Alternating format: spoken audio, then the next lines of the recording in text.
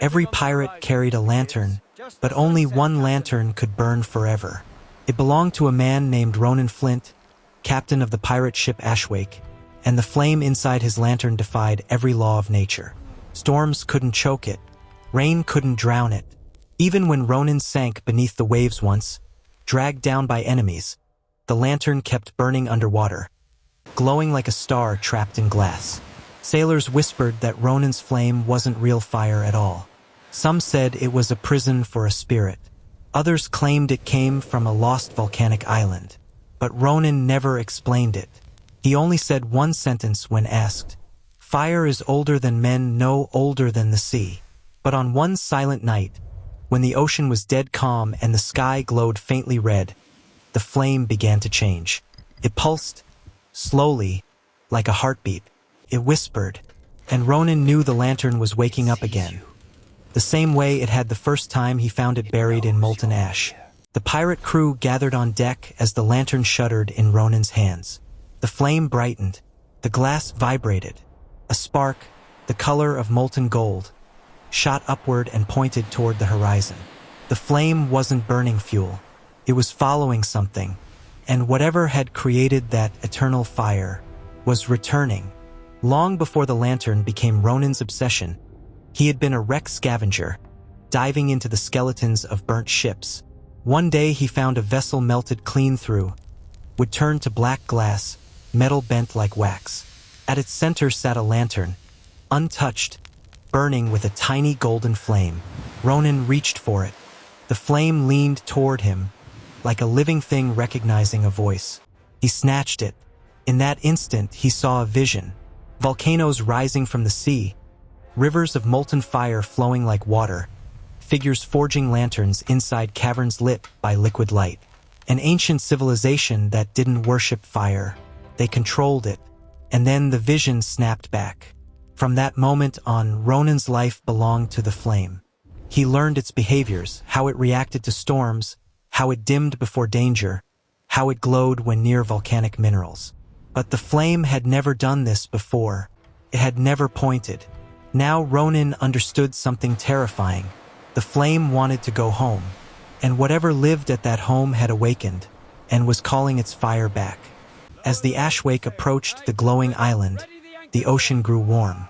Not warm like tropical seas, warm like a forge. Steam rolled across the surface. The sky darkened with red clouds. Ronan felt the flame inside the lantern tremble. Then it spoke, not in words, but in emotion. It was afraid. The pirate crew watched molten streams flow beneath the water, like veins of fire pulsing inside the seafloor. The island wasn't volcanic.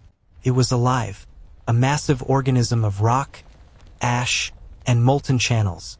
And the flame inside Ronan's lantern had been taken from its core centuries ago. The island wanted it back. A massive tremor shook the pirate ship.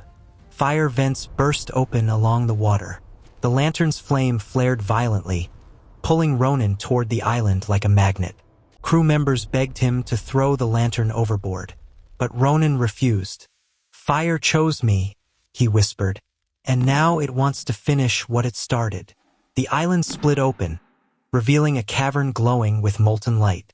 And inside, something moved. A giant fire-forged mechanism shaped like a heart. It was pulsing, beating, calling the flame home.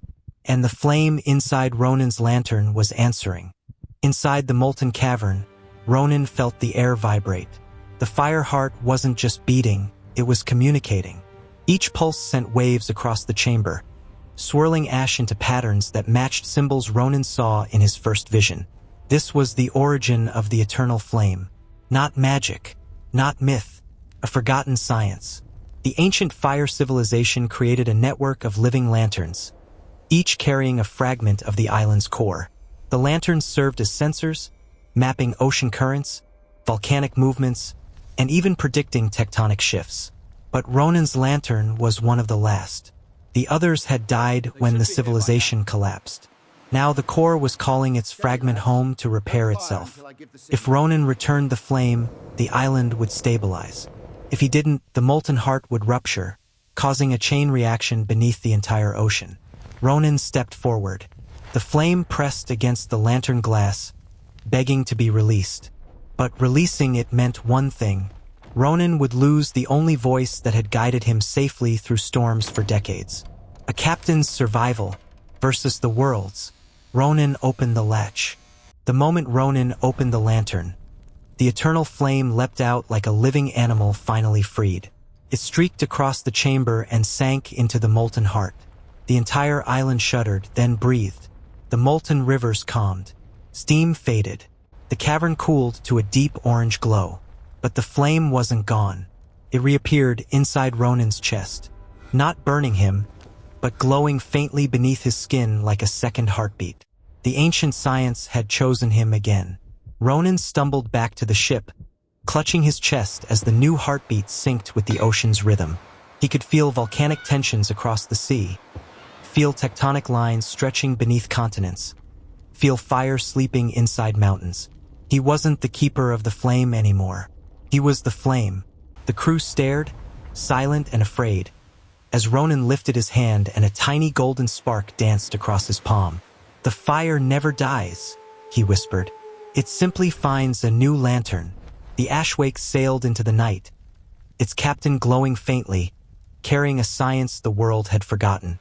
And somewhere beneath the waves, the Fireheart pulsed in harmony with him, waiting for the world to be ready again.